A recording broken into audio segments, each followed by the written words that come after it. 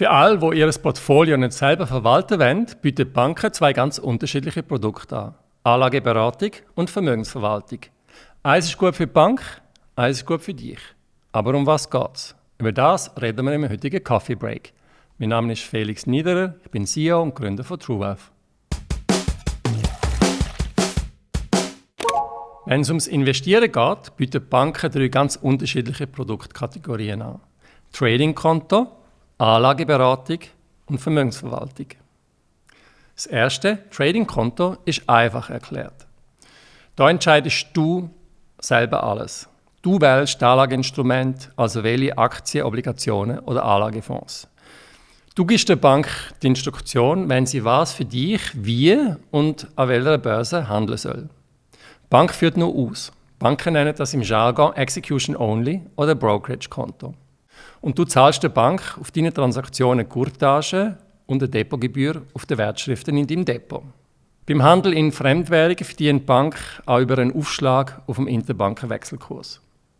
Und wenn du Anlagefonds kaufst, kommen oft auch noch Ausgabeaufschläge und Rücknahmekommissionen zur Anwendung. Und der Fondsmanager verdient am Fonds.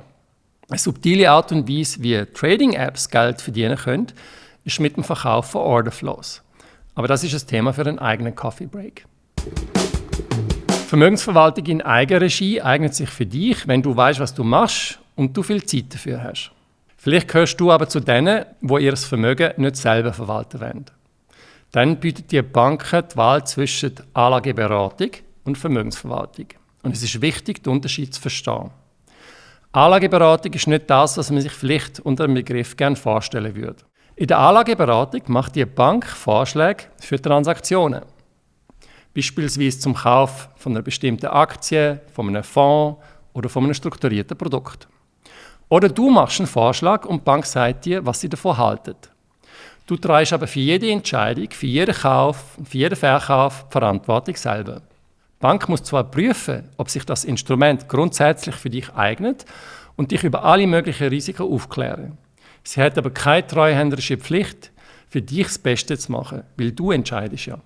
Für diese Dienstleistung zahlst du in der Regel eine jährliche Beratungsgebühr. Die Bank verdient aber meist auch an der Courtage, den Fremdwährungsaufschlägen oder den Anlageinstrumenten. Zum Beispiel, wenn es hauseigene Anlagefonds sind oder solche, wo die Bank eine Vertriebskommission dafür bekommt.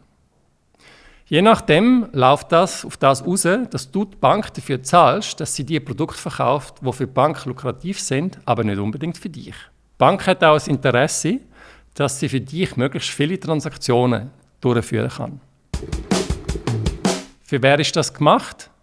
Anlageberatung eignet sich für Leute, die sich gerne mit ihrem Banker über die Finanzmärkte unterhalten. Wie unterscheidet sich das jetzt von der Vermögensverwaltung? Bei der Vermögensverwaltung delegierst du die Verwaltung von einem Teil von deinem Vermögen an die Bank oder den Vermögensverwalter. Das gilt auch für Online-Vermögensverwaltung. Das heisst, du erteilst dem Vermögensverwalter, respektive der Plattform, eine Vollmacht, mit dem Geld Wertschriften zu kaufen und so dein Anlageportfolio zu verwalten. Bei dieser Vertragsart hat die Bank, respektive die Vermögensverwaltungsplattform, eine treuhänderische Pflicht, deine Interessen vor ihre eigenen zu stellen.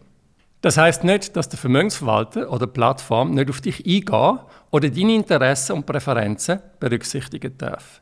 Im Gegenteil. Am Anfang analysiert der Vermögensverwalter, respektive die Plattform, deine persönliche Situation. Das heisst, deine Risikofähigkeit und deine Risikobereitschaft. Und natürlich auch dein Anlageziel.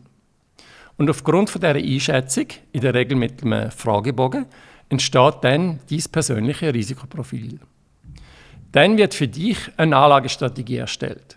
Die Anlagestrategie definiert den Anteil der verschiedenen Anlageklassen in deinem Portfolio. Und der Anlagemix ist ganz wichtig.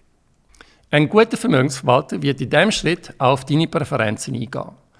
Mit einer guten Anlage-App und Online-Plattform geht das sehr zeitsparend.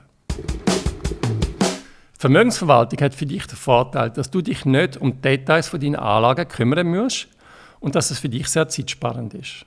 Und ein guter Vermögensverwalter oder eine gute Online-Plattform verwaltet dein Vermögen immer in deinem Interesse. Und Vermögensverwaltung muss auch nicht teuer sein, denn heutzutage gibt es ausgereifte Online-Vermögensverwaltungsplattformen. Ist dir der Unterschied von Anlageberatung und Vermögensverwaltung klar gewesen? Hinterlasse mir einen Kommentar oder schreibe mir auf felix@truewealth.ch. Mit dem bis zum nächsten Mal.